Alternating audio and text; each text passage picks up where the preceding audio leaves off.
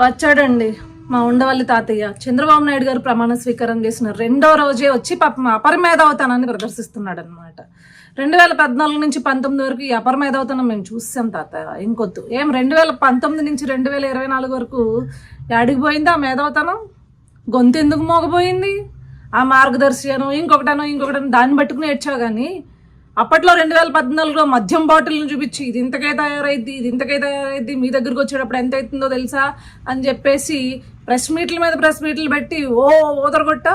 మరి 2019 నుంచి 24 వరకు జగన్మోహన్ రెడ్డి మద్యం రేట్లు పెంచినా, లేకపోతే సొంత డిస్టిలరీస్లో మందు తయారు చేసి ఆ మందు తాగి ఎంతోమంది చచ్చిపోయినా ఏ రోజు బయటకు వచ్చి మాట్లాడలేదే?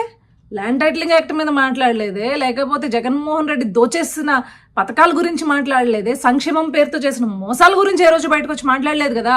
అంటే ఇప్పుడు చంద్రబాబు నాయుడు గారు నీలాంటి భరిస్తారు కాబట్టి ఇప్పుడు మాత్రం ఎగేసుకుని ముందుకొచ్చి నీ ఉచిత సలహాలు ఇవ్వడానికి సిద్ధపడిపోయావు. చూడు చంద్రబాబు నాయుడు గారు మంచితనం అది. 2019 నుంచి 2024 వరకు మాట్లాడితే జగన్మోహన్ రెడ్డిని తాట తీస్తాడని మూసుకుని కూర్చున్నావు అనమాట. బాబు అపరమేధావి ఉండవల్లి అరుణ్ కుమార్, నీలాంటోడి ఉచిత సలహాలు మాకు అక్కర్లేదు. చంద్రబాబు నాయుడు గారు నీతో చెప్పించుకునే స్థాయిలో ఆయన లేదు. నువ్వు అంత చెప్పేటోడివి కాదు. రాష్ట్రం కోసం ఏం తీసుకురావాలో, ఎలా నిధులు తీసుకురావాలో, ఎలా పెట్టుబడులు తీసుకురావాలో ఆయన కన్నా అవగాహన ఉన్న వ్యక్తి ఇంకొకటి లేడు. ఫస్ట్ ఆఫ్ ఆల్ రాష్ట్రానికి ఇప్పటివరకు ఏదైనా అభివృద్ధి జరిగిందంటే ఆయన హయాంలోనే జరిగింది. మళ్ళీ అభివృద్ధి జరిగినా, సంక్షేమం జరిగినా ఆయన హయాంలోనే జరుగుతుంది. సో నువ్వో ప్రెస్ మీట్ల ముందుకు వచ్చి ఉచిత సలహాలు ఇచ్చావనుకో,